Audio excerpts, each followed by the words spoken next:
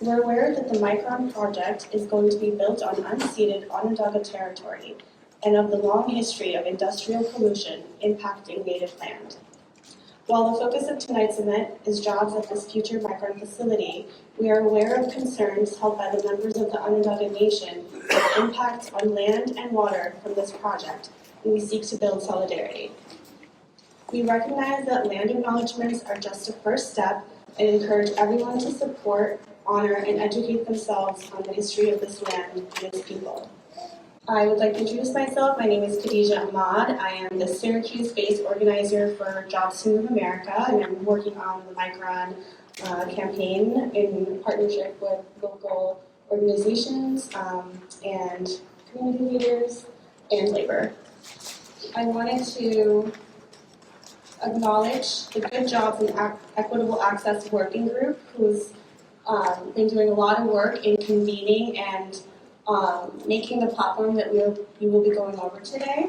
And in particular, I want to thank not only all the organizational members of the working group, but especially those organizations that co-organize this event. Those are Urban Jobs Task Force, the Syracuse Labor Council, the Union IUE-CWA, Citizen Action of New York, and the Central New York Solidarity Coalition.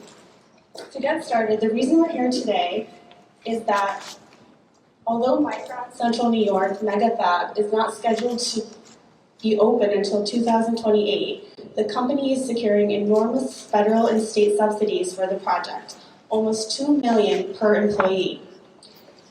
Central New York has had too many experiences with private companies making promises of grandeur in exchange for hundreds of millions of taxpayer dollars, only to learn years later that those promises were hollow. With one of the highest poverty rates in the country, Syracusans simply cannot afford another Destiny USA. Now must also be the time that Micron, with the support from local, state, and federal public officials, makes enforceable commitments to creating good jobs for Central New York residents in exchange for this historic public investment. Just a week ago, the federal government finalized its first contract with semiconductor company Polar Semiconductors in Bloomington, Minnesota. Despite previous public guidance Commerce had put out, there's very little public reporting included in the final contract, so workers and community members in Minnesota will have no idea what commitments have been made on their behalf, nor will they have access to reporting to know if the company is honoring these promises. Jobs to Move America is partnering with local organizations and labor unions on efforts just like this one to ensure public investments in domestic manufacturing, like the Federal CHIPS Act and New York's Green CHIPS Act, translate into tangible benefits for workers and communities. We encourage companies like Micron to pursue the high road and negotiate enforceable community benefits agreements. In fact, in other communities, we have secured agreements with manufacturing companies like New Flyer, the largest bus manufacturer in North America. These agreements have allowed workers to form a union with CWA, win a contract with workers receiving life-changing pay increases up to 40%, and address racial discrimination in hiring and promotions where the company is required to publicly report on its progress. And this is in the Deep South in Alabama. I am Khadija Ahmad, like I said, and I wanted to let you all know that I actually grew up in Syracuse. My family immigrated here when I was 7, and I was raised here locally. A lot of my family immigrated here after me. And although I went away for college, I recently moved back to be closer to family, and so doing this work locally is super important to me.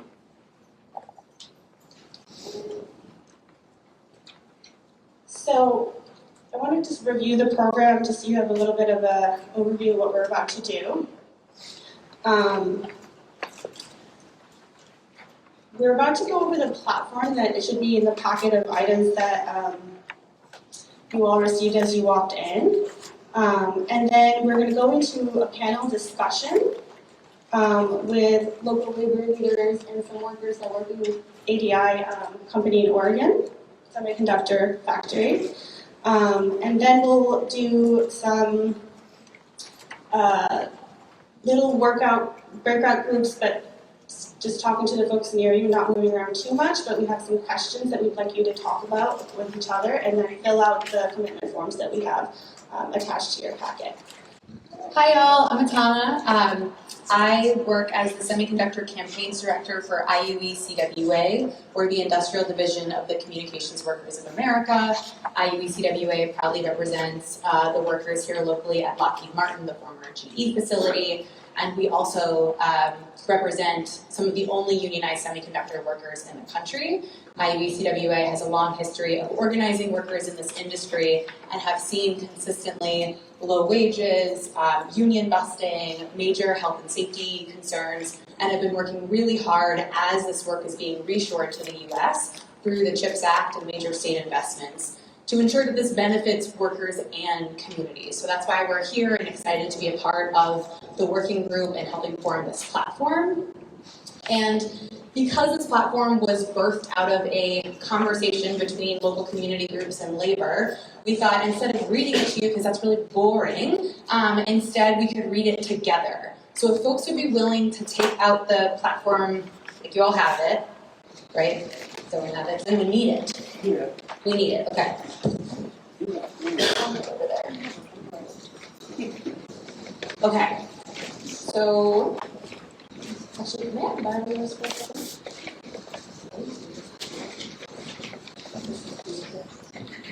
So I'm not going to call on folks, but instead the hope is instead of us all like reading it together in the exact same moment, one person will start and just start reading the platform, and then when you stop, another person can pick up. So kind of taking it paragraph by paragraph. So I'll start and ask that other folks pick up, and please just use your outside voice, even though we're inside for this section. Micron is coming to Central New York and is scheduled to receive upwards of $20 billion in public subsidies and tax credits from federal, state, and local governments. With this historic investment, the CNY community has been promised thousands of good jobs created by the project, but there has been little discussion or firm commitments made regarding what exactly a good job is or how equitable access for said jobs will be achieved for current local residents, especially Syracuseans. We, the undersigned individuals and organizations, believe massive public subsidies must translate into real quality jobs for members of the CNY community, especially those who have been historically left out of these types of economic opportunities. Further, we define a good job as one that guarantees workers have a fair and clear process to organize a union without conditions, employer opposition, family-sustaining wages, comprehensive benefits, safe workforce pipeline to ensure the jobs created by Micron project meet the standard of good job this community deserves. We call on Micron to make enforcement commitments, including workers' right to organize a union without employer opposition. All workers deserve the opportunity to freely come together and form a union without fear of retaliation. Micron must sign a labor peace agreement in which it agrees to remain neutral if workers choose to come together and form a union.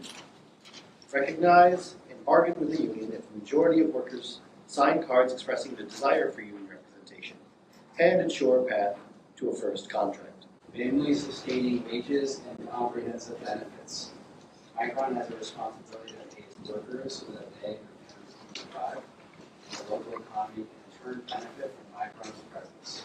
A good job is one that includes A, family sustaining wage, B, comprehensive benefits, including robust medical insurance and paid time off, retirement, and assistance in child care to ensure that caring for children does not become an obstacle to a good job. Safe work conditions. A good job is a safe job. Micron must commit to implementing state-of-the-art health and safety protocols, engage workers in the development and implementation of robust safety and health programs, including joint health and safety committee guidance developed by the Clean Electronics Production Network, educate and train workers about the hazards of the chemicals they'll be handling, phase out safety substitute PFAs for other chemicals, replacing those chemicals that cause cancer, miscarriages, field wrinkling for our persistent bioaccumulative assets, and there are no safer substitutes which have replaced inadequate permissible exposure limits for hazardous chemicals with strong health protective exposure standards. Equitable hiring and employee practices. In order for the job, Micron is doing to be truly good job, the work must begin before the hire. Micron must guarantee that a meaningful percentage of new hires come from marginalized communities, particularly within the city of Syracuse, so that those who lead these good jobs must have access to them. Ideally, this would occur through an enforceable Community Workforce Agreement, CWA. Once people are in the door, it is essential that Micron foster an inclusive environment-based and cultural competence, such as internal training on inclusion and implicit bias, and clear guidelines on what cultural competence look like in practice.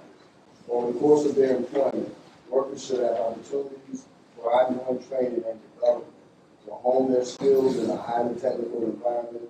To ensure these priorities also extends to jobs created by contractors engaged by Micron.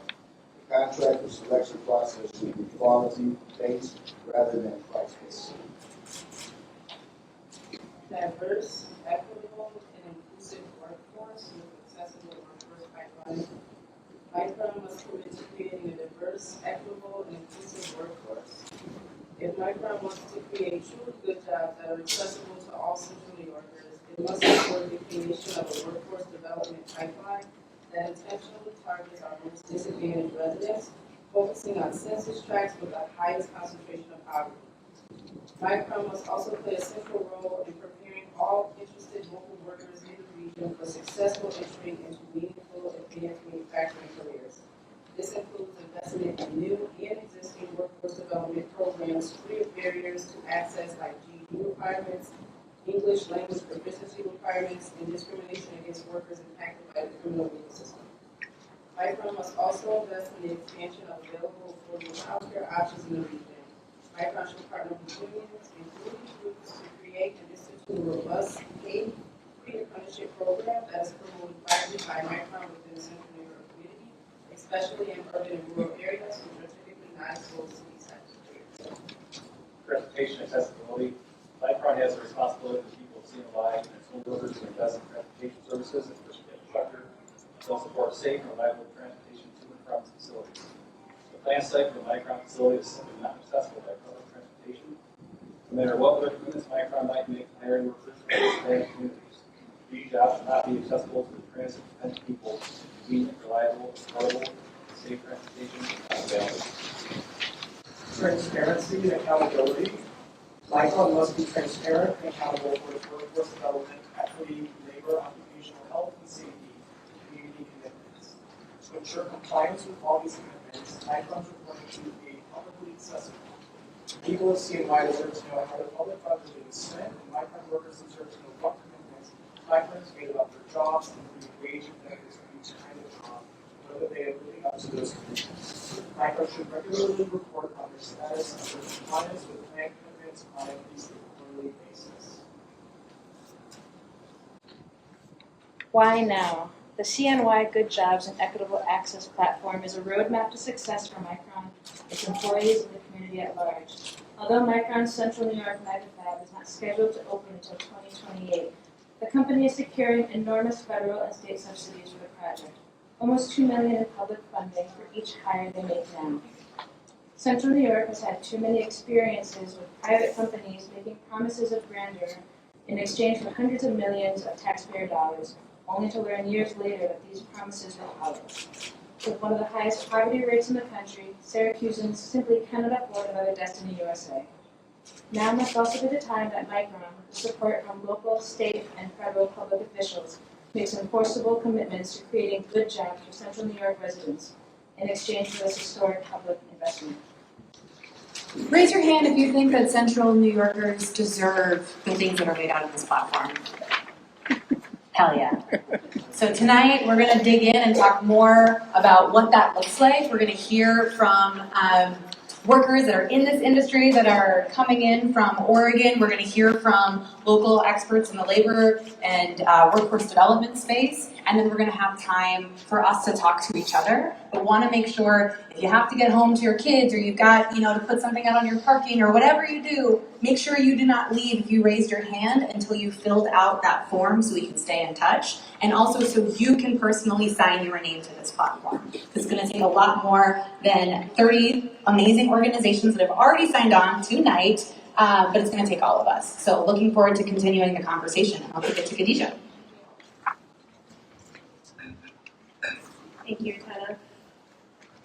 Okay, so now we're going to get into our panel segment. I'm going to actually have panelists introduce themselves, but the question is, please introduce yourself briefly, and why does your organization support this Good Jobs and Equitable Access platform, and why do you think that it was important to be here today?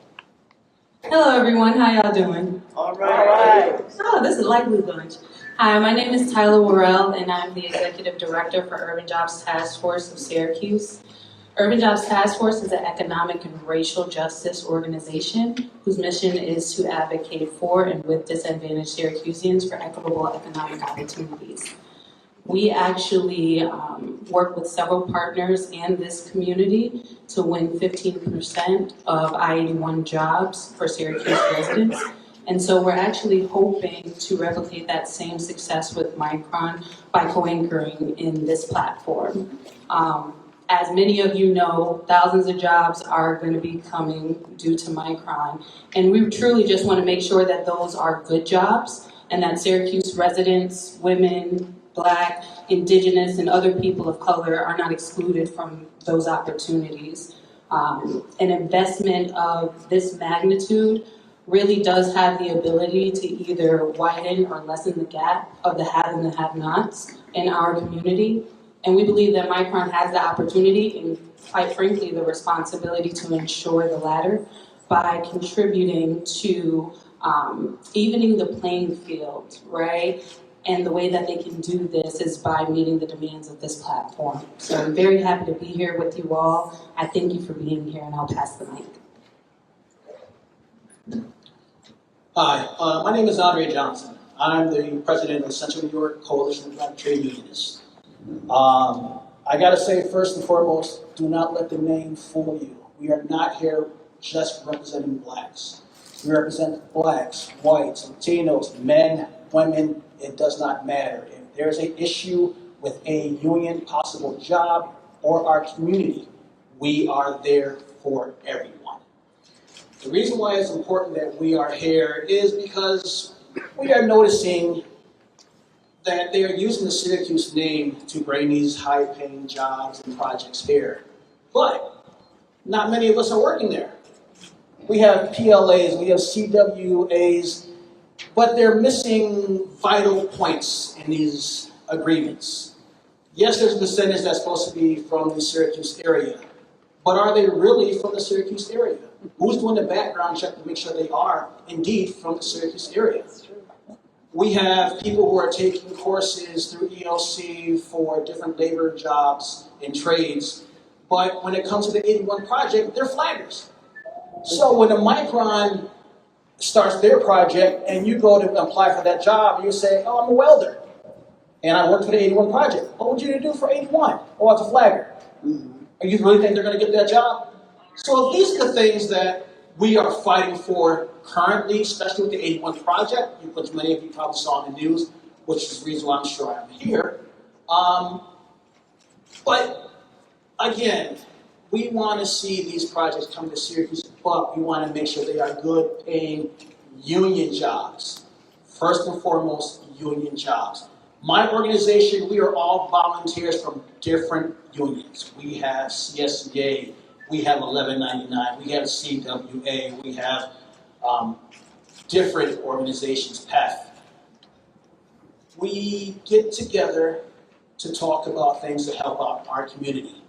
And this project is on the table that we are talking about now. We started this project about a year and a half ago when Micron first announced. And when I spoke with the representative, and I will not use his name, he said, of course we're going to have people starting union jobs, people of color, to start building. And I said, absolutely not. We are not looking for brick and mortar jobs. We want to be in the facility where the jobs are paying higher and they're definitely sustainable.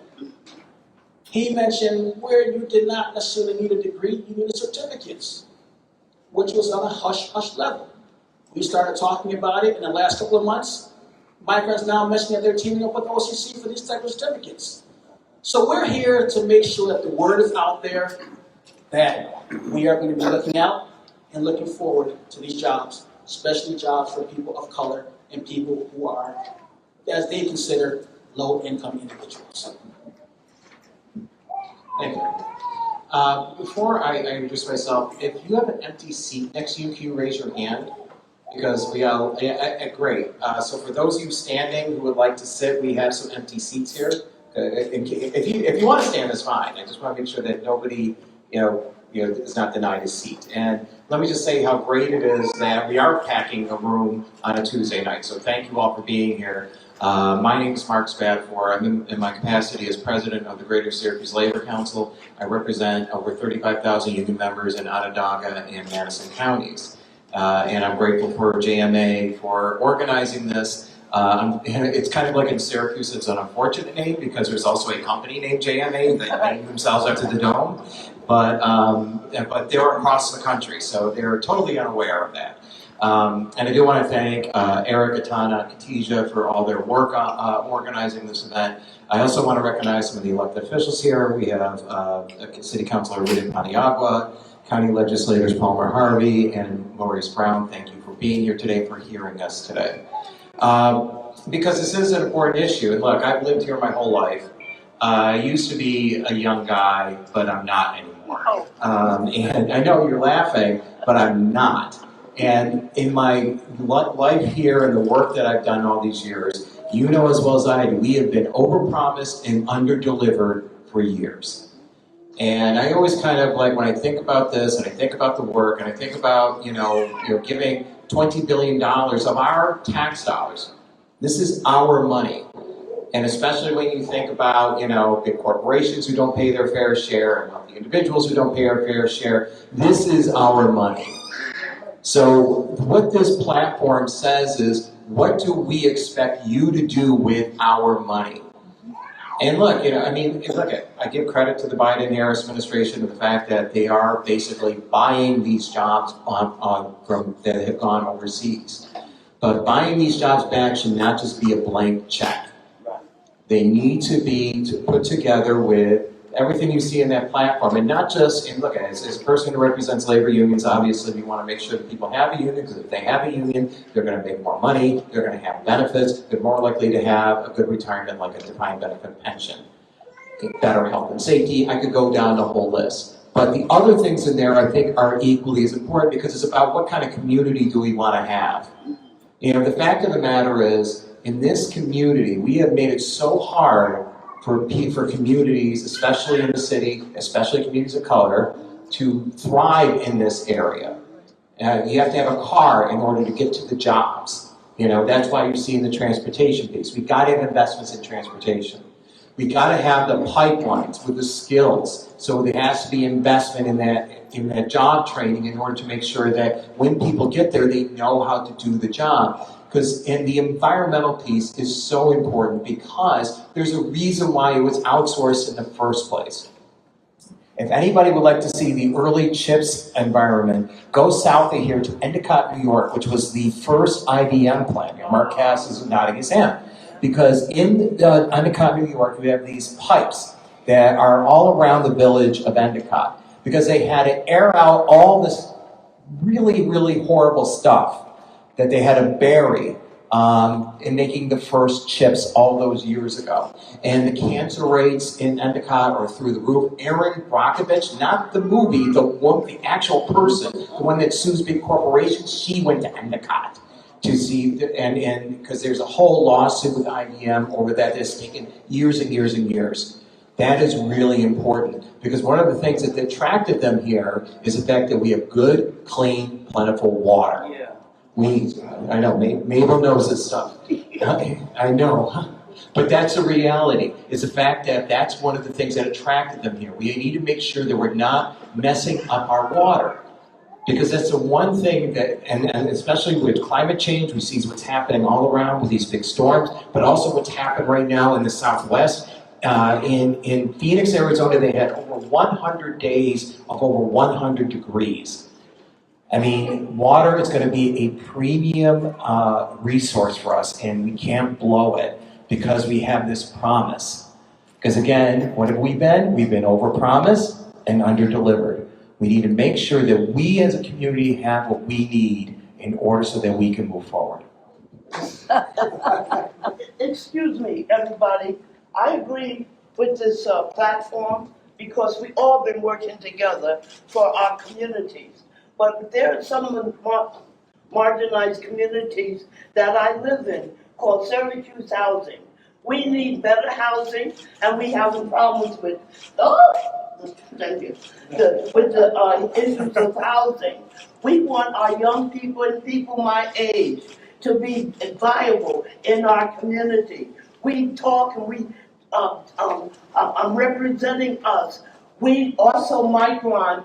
If we're going to have Micron here, what about housing? We have abandoned housing on the south side where we can have these buildings with people like Mojo, West Snow, or whatever our community name going to be, to empower our young folks with how to do these type of jobs and trades, and continue to have better jobs also inside the building, like you said, not only outside being a laborer. I'm one of the first women in New York State that did a non-traditional job with the affirmative action program, and you talk about flaggers, I was a flagger. So we need to get together. This is important. This platform is good, but it's not talking about the main issue. Where are the people going to live that's coming from outside of Syracuse to live? All right, neighbor. Absolutely. Housing is a big problem that we need to be looking into as we dive into all of this. I just want to mention you all have some index cards with you in your packet, so as we continue through these panel questions, and if you have any questions you think of for our panelists, you can write them down, and then one of our volunteers will collect those, and then we will ask the panelists some of those questions. So as you hear their responses, please jot down any questions that you may have for them. Hi, my name is Kate Blom. I'm a worker at ADI. It's analog devices in Portland, Oregon, basically. I'm here because, like Atana mentioned, coming into this industry does not have a precedent of union membership. And, you know, I think everything that you guys have listed as being important here is, of course, important for these workers actually in Syracuse, but it would be good for the industry as a whole, which we're a part of. So, thanks for having us. Hi, I'm Ben Coffey. I'm also a worker at ADI. Kate and I work in the same area. Really like the platform that's been mentioned so far. We're trying to advocate for workers out here, trying to get them better conditions, better pay, and sounds like you all are trying to do much of the same thing. So we're in support of that, and yeah. Thank you for joining us. Okay, starting with Mark. The platform explicitly names that a good job is one where workers have the right to organize a union without employer opposition. Can you share more about what that means exactly and why you think it matters if the jobs at Micron are union or not? Thank you. So here's the thing, is that, and we have some good examples right here in the audience with some of the folks at a place right over here named TCG Player. They don't think they are, but they are. They're high-tech workers, and they work for a company that was sold to eBay. So big, multinational, what have you. So first off, they tried to organize their union back in 2020, pandemic hit, everybody, so the campaign didn't go anywhere. Then, once we got kind of through the pandemic shutdowns and all that type of stuff, then they came together because they still had the same issues that the employer wasn't dealing with. And they had to go through this really, really intense campaign where the employer brings them in and they basically scare them saying a union's going to ruin this place, they're just after your dues, all this type of stuff. And all this is legal under the law. They can do all this. They can take you away. The union I work for is 1199 SEIU. We represent healthcare workers. They will pull nurses off of the floors, caring for patients in a hospital or residents in a nursing home, just so that they'll show you a video on how bad my union is. This is the things to do. This is all legal. And so they get through the campaign. So to make a long story short, they get through the campaign and they win their election by 2-1. Which is great, and it's great for those workers, especially because it's a really great workforce, but they still don't have a contract. And what that means is that, basically what the company's doing is just delaying, because there's all these other legal pieces on the end to basically get rid of that there's no union at the end of the day. If you don't get that first contract, you don't get a union.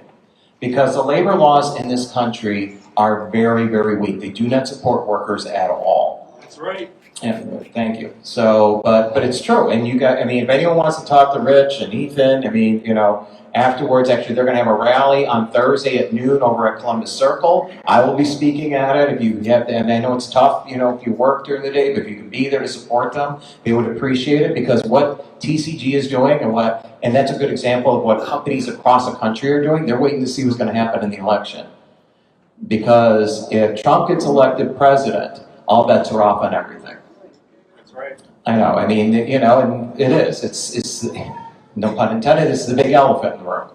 So, but we have to make sure that. So that's why in this platform we're calling for them to have what's known as a labor peace agreement. What it does, it basically says you're not going to do those captive audience meetings. You're not going to be threatening workers, firing workers, so then the union spends all this time legally to get their jobs back, even though under the act it says you're not supposed to do that. It does. Because the remedies are so weak. We have these weak laws, so what this does is attempts to make it stronger so that workers can then have a voice on the job.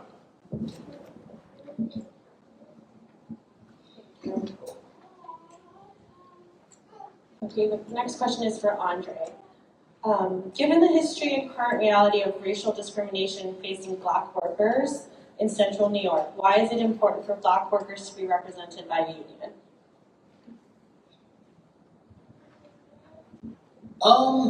Basically, it's to be treated fairly and equally. If me and Mark, using an example, are doing the same job, why should Mark get paid any higher than I get paid? And let's face it, it happens, and it's happening currently. Okay? A union is there to make sure that the playing field is equal, make sure the same benefits as Mark's receiving, that I'm receiving, the same pay, and to make sure that management isn't taking advantage of us. So, the current history of Syracuse with the poverty, it's not by coincidence. It's because a lot of Black people are not in union jobs. Let's keep it real. Okay, so the only way to make sure that we rise up, not only Blacks, but again, minorities, including ladies, low-income individuals, is to join a union so that we all rise up together. We can't do it by just one. It has to be a majority. Majority wins when it comes to Micron, and the union will make sure that we are in the fight to win.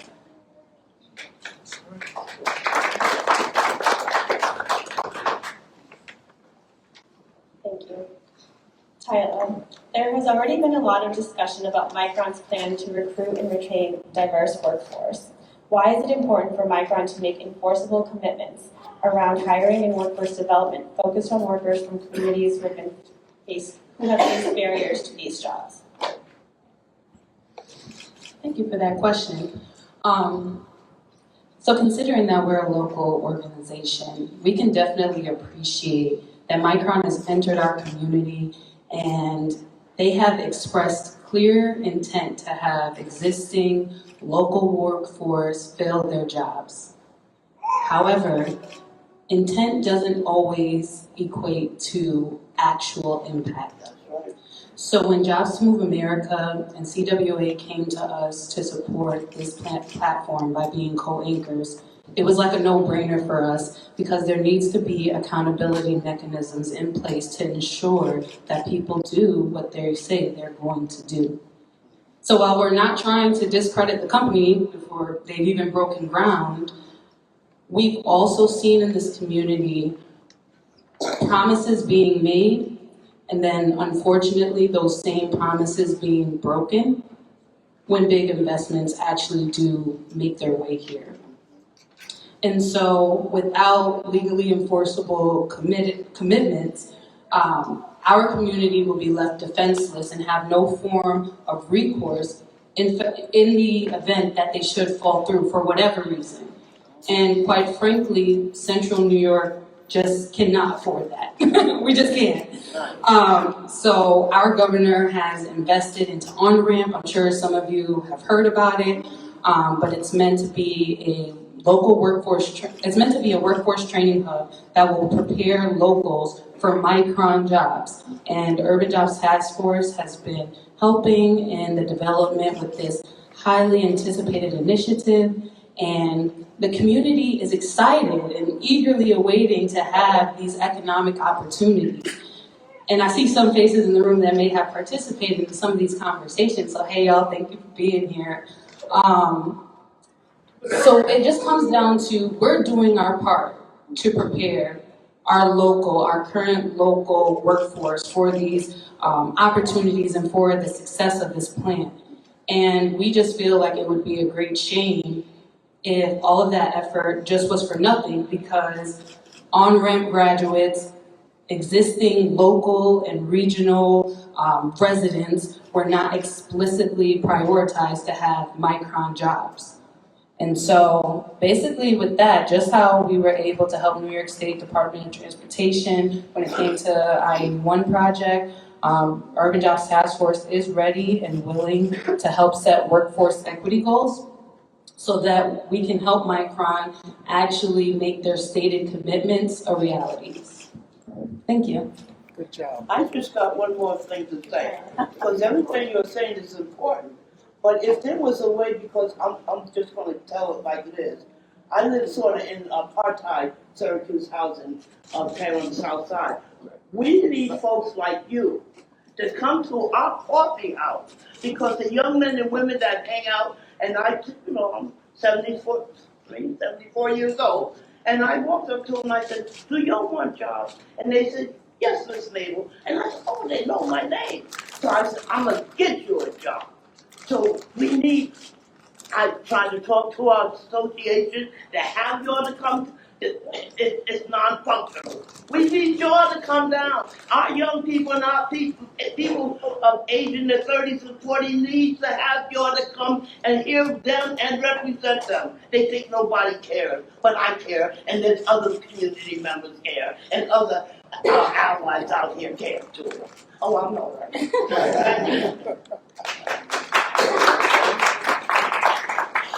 I love hearing Ms. Mabel speak.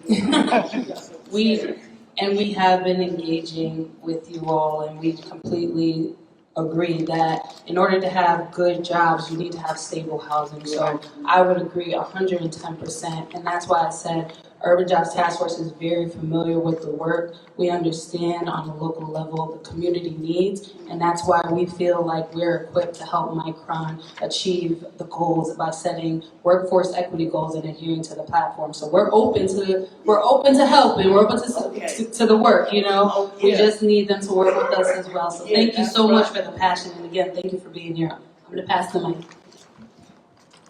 In regards to some of the items you just brought up, in regards to jobs, CNY CBTU, for the last 2 years, we've had a job fair at the Beecham Library.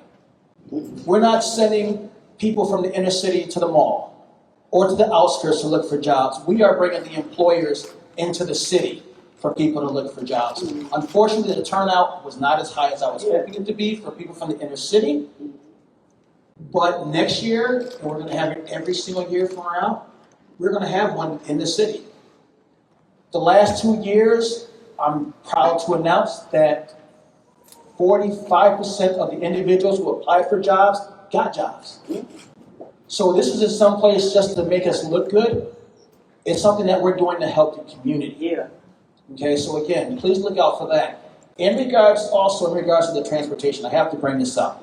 We're already ahead of the game. We're actually been tasked for our members to reach out to the private transportation companies so that when Micron is built, since there's going to be leftover money from the building of Micron, let's keep it 100 here. Okay. Okay? That extra money can be used to help for transportation for people from the inner city to get to and from work. It really can be, exactly. Currently, we have people in the inner city who are working at Amazon, working at UPS, in the office. And they're having trouble getting to and from work. Ubers to work. And Ubers are costing them quite a bit of money. Yeah. So with the extra money from the Micron, let's look into possibly getting a transportation service so people can possibly meet someplace, maybe the hub or whatever the case may be, so we can get them to work so that they can not only get the job, but keep the job because they have transportation. If you can introduce a multi-racial group of folks to learn how to shuttle buses from our communities here to get to Micron or to get to other areas. We just need those other satellite jobs that would make it us as a community multiracial to do, because we gotta do it. And by the way, on the 12th, it's just a grassroots thing. We're gonna try to have a barbecue at the Weiser Court Garden, because we need y'all. It sounds like Ms. Bailey, you need to be staying back for our focus conversation, please. Okay. Stay back, and if anybody else has any conversation or dialogue or suggestions for improvement, we'll make that shift at around 6:30ish, maybe 6:45ish, and I think we need all this dialogue. But I do know we have a couple more. One more question to get through, and then we're going to do the question and answer discussion with the group. So thank you for your patience. Okay, so Ben and Kate, we have a couple questions for you. Many people in Central New York community don't know much about the semiconductor manufacturing process. Can you describe what it is that you do exactly as a worker in the industry and what it's like to work in a quote-unquote clean room?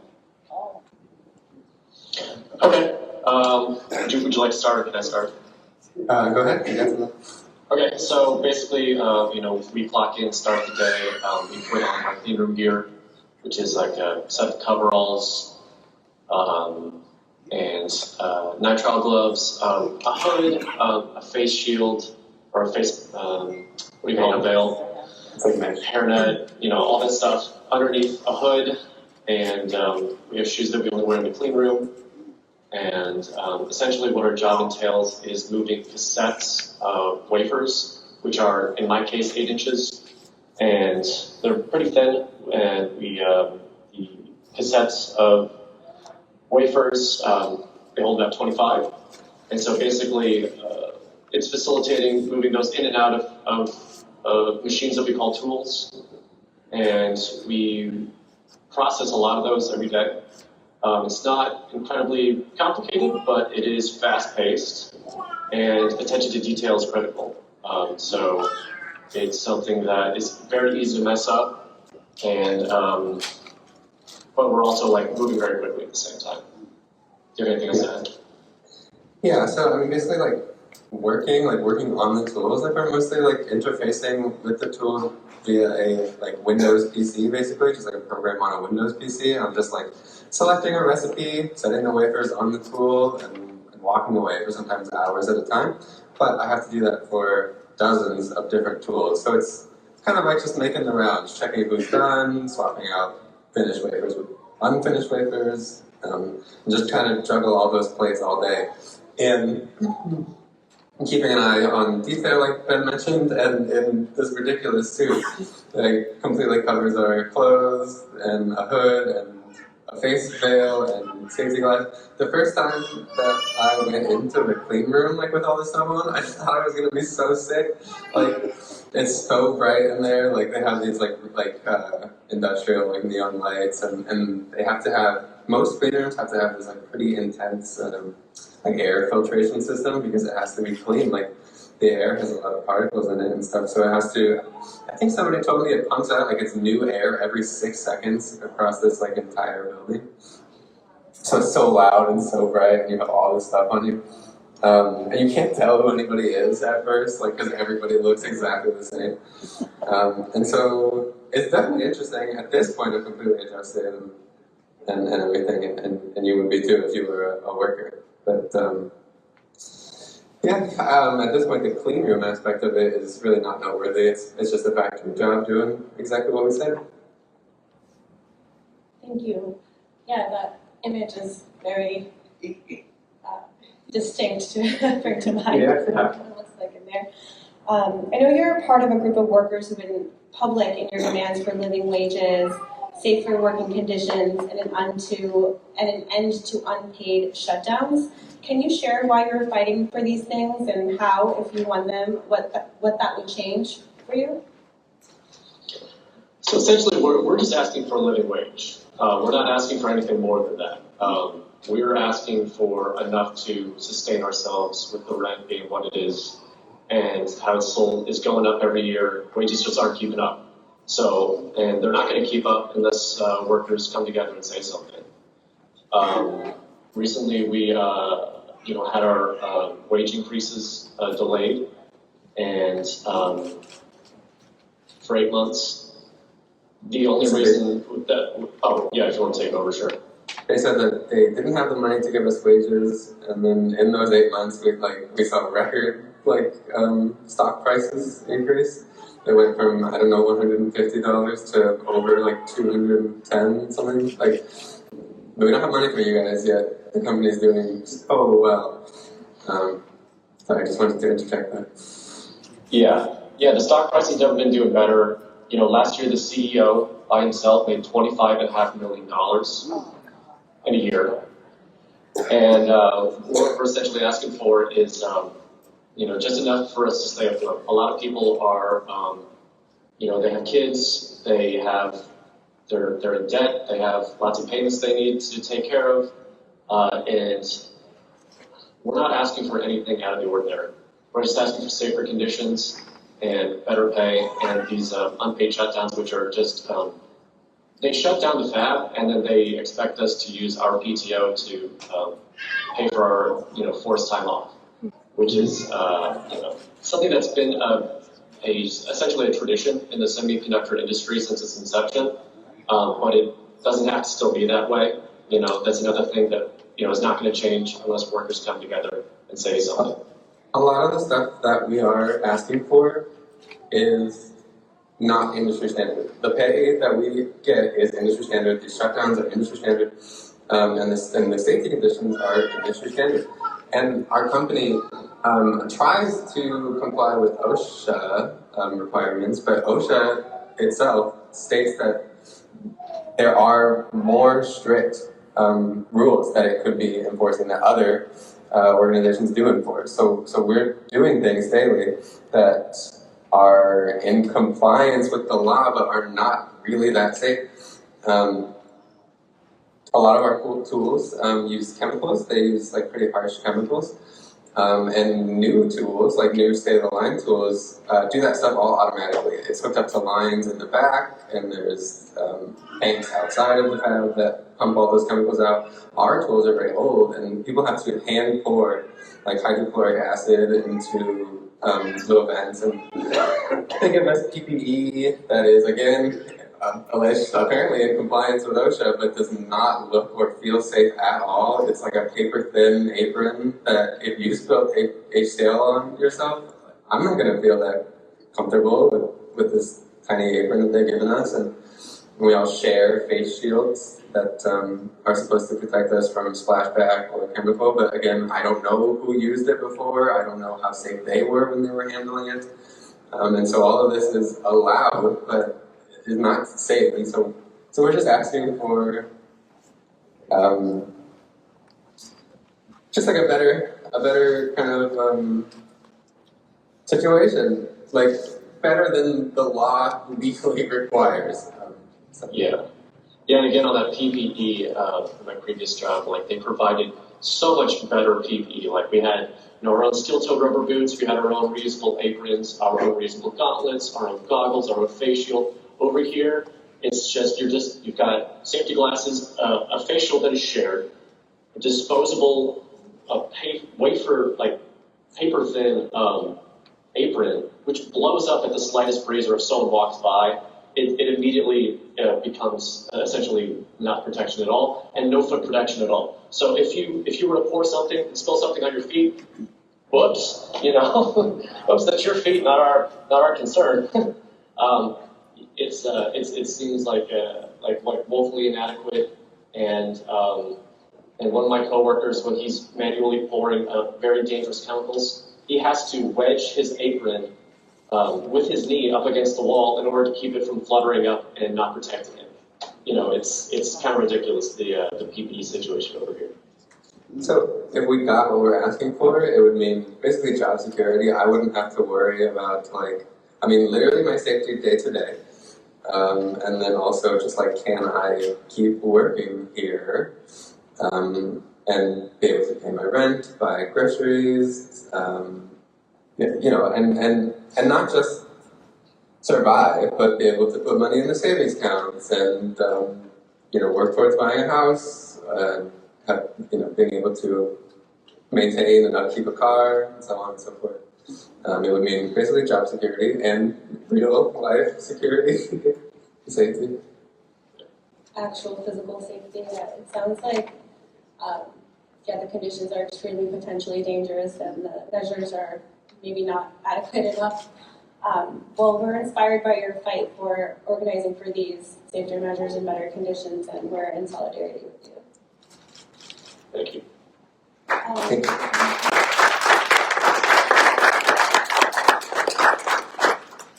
Now we are going to collect some questions from the audience for our panelists. I have one here, and so whoever wants to answer, please just raise your hand and I'll pass the mic over. What levers do we have to get Micron interested in agreeing to these measures?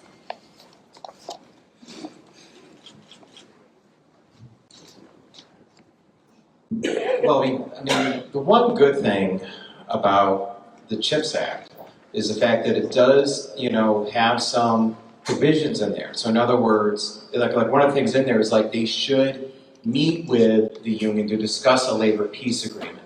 Unfortunately, it was watered down, so it's not like you need to have this agreement. So I know CWA's had a few conversations with Micron folks. But you also have to understand where Micron comes from. It comes from Boise, Idaho. And years ago, I met the head of the AFL-CIO in Idaho. There are more union members in Onondaga County than the whole state of Idaho. They are not used to working, they're used to working with the construction trades. They seem to have a good relationship there. And they signed a project labor agreement here with the building trades. And the building trades now are, right now they're desperate for folks to come in. So Baylor, you're talking about folks, they should be going to all the local hiring halls because they need people.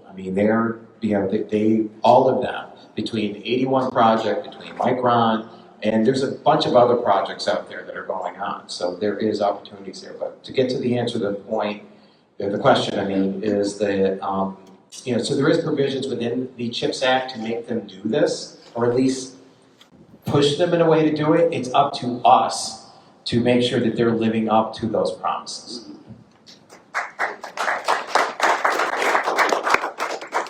Thank you, Mark. Anyone else?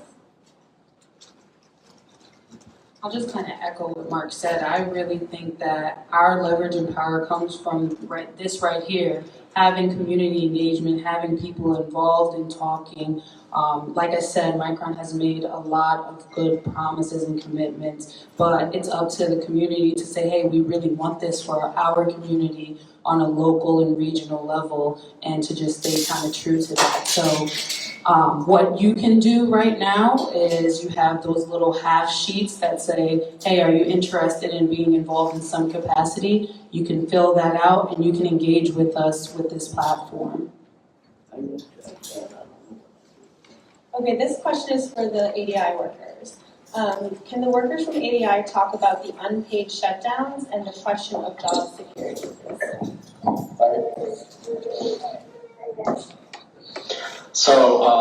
So like we were saying, the unpaid shutdowns, the companies just sort of announces about a month or 2 months ahead of time that they're going to be taking. Oh, sorry, go ahead. just even right now, they have said like, oh, we might shut down in December, but we still don't know how long it will be. They say, oh, we'll let you know for sure in November. So we don't know. Yeah, we have no idea how long we're expected to be, subsidizing our enforced time off yet. So. Yeah. Just to add to your point, though, the United Auto Workers in their contract, and for folks remember New Venture Gear, they used to shut down for 2 weeks around Christmas time, and they got paid the whole time. So this is what they're asking for, to have paid shutdowns is not unusual. It's just that these companies just don't want to do it. And they don't have to, so they don't. Yeah, unless you have a collective bargaining agreement that forces them to do the right thing. Because here's the thing, they'd rather put the money so that they have the great stock price than put it into their workforce. And if they stop working, guess what? They're not going to make any money on Wall Street. That's what's going to happen now in the ports. They're going from the Gulf Coast all the way up to the East Coast. If people stop working, rich people stop making money.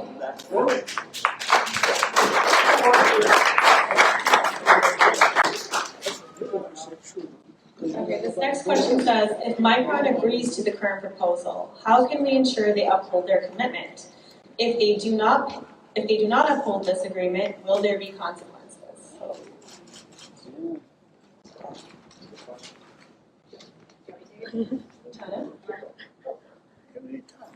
So what we're asking for is an enforceable commitment, right? We want a contract that has enforceability, and we've been able to secure these contracts through these kinds of campaigns in the past. Khadijah talked about an example earlier with New Flyer that Jobs to Move America worked with a community coalition in Alabama and secured both a neutrality agreement as well as a community benefits agreement, and all of it is legally binding. So there are actually enforceable metrics in the contract that require the company to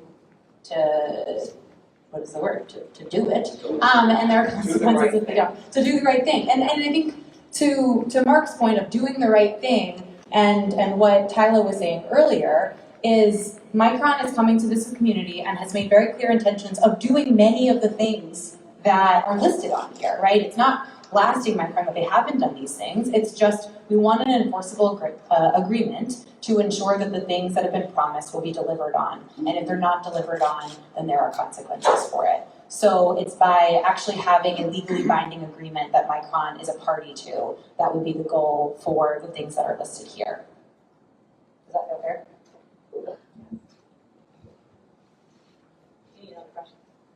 I think we have time for another question. We got so many. Okay. I love this. Over the various projects and efforts you've supported, what has been most important to the successes you've seen? What brings successful accountability? Repeat. Okay. Over the various projects and efforts you've supported, what has been most important to the successes you've seen? What brings successful accountability? So it's making sure that you do your research beforehand and that you set the right workforce equity goals. So you have to collaborate with the community and the employer to ensure that when you set these goals, they're going to be achievable. And then once those goals are in place, you have to continuously meet at the table to ensure that these benchmarks that we're saying we're going to get, or you're saying that you're going to get, are being done. And if they're not being achieved, then having that tough conversation sometimes of why is it not being achieved and what can we do to get there, but not just saying, oh, well, since we're not able to meet it, that means people just don't want these jobs, or they're not interested in these jobs. That's not necessarily what it means, but you have to be tapped in to the community to know what that really means. And so that's pretty much what it is. You can't just engage the community beforehand. You have to engage them throughout the entire process, even once you set the goals and once the plan is in place. After people are employed, you continuously have all the key stakeholders to the table, and you make sure also that you're making these metrics and the data public to the community so that you have your own accountability measure.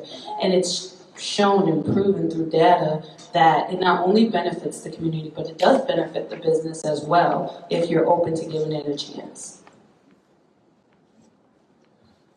To add on to that, what makes it successful? Look around this room. It's a community. It's bringing everybody together, whether you're black, white, male, female, it does not matter. It's bringing everyone together to fight for a common goal. With the projects, with the agreements, I have to go back to that because it irks me a little bit, to be honest with you. These PLAs and CWAs give a broad definition on a percentage of people that have to be from a certain area to work on these projects. No one is looking to see if they are complying with these agreements. Oh, but CBTU, we are in the process of doing that now. We don't want people coming from out of state to get residency here to be counted towards that 15%. That's not what it was meant to be. But that's one of those loopholes that they are using. So by people like everyone in here, these organizations, all of the unions coming together to make sure that they are playing fairly. Most importantly, getting our community to work. Jessica? Yeah, I just wanted to say one thing. Take the mic. I want to say one thing just to wrap up this kind of question segment, because I have a whole handful of questions here that actually aren't related specifically to jobs. They're about a lot of things, and we didn't want to just kind of brush them off. We want to continue to talk to people about this. We have brothers and sisters from the Onondaga Nation here that are asking about the entrustment of their ancestral lands. We have people asking about transportation, about housing, and I also just want to, I think there's been kind of like this, I just want to tie together, I think some of what Andre is uplifting. The 81 project, it was great. We got 15% local hire incentive goal put in there.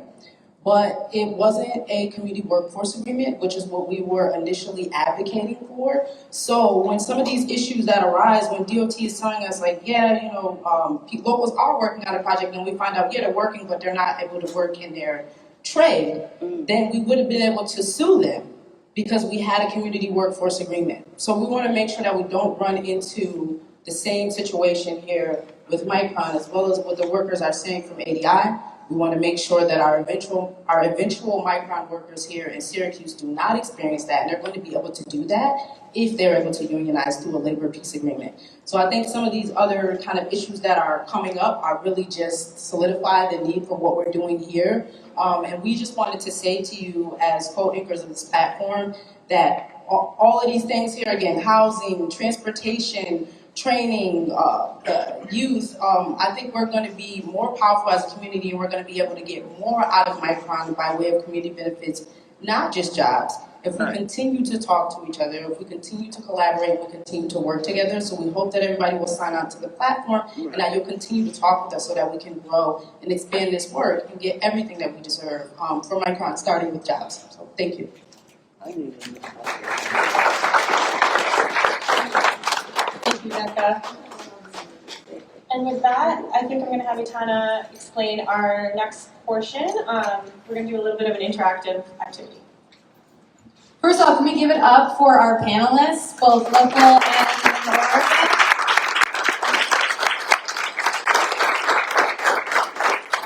Raise your hand if you learned something new tonight. Raise your hand if you're fired up to fight for this platform.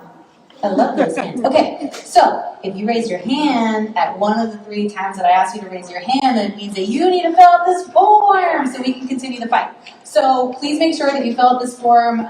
If you don't have a pen or need a clipboard, we'll get it to you in a second. Just raise your hand. What we're going to do, because we're going to wrap in 10 minutes and want to be mindful of folks' time, is while you're filling out this form, right, we're town hall, we ask questions, or panelists, but it's y'all in the room and the relationships that you have with others is actually going to mean that we can win these things, right, that we can fight for these things. So we ask that you just turn and talk with a neighbor before you leave. Spend the last couple minutes What is something that you're taking away from this conversation? And what is something that you want to fight for that resonated with you this platform, right? So what are you taking away from tonight? And what's something that you're committed to fighting for? So before you leave, please make sure you fill out that form and you have a conversation with someone you may have not met before that's new to you, but shares this common vision of fighting for good jobs and equitable access to that with this massive historic investment that the community is making in Micron.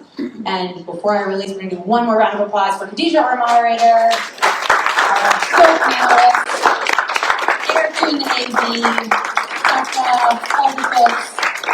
Deeply appreciate you taking the time. Also, we don't want to take those sandwiches home. We want you to take those sandwiches home, so make sure you grab refreshments on your way out. Appreciate y'all. Thank you. So yeah, turn to the folks next to you or around you and let's discuss how we want to see this platform go forward.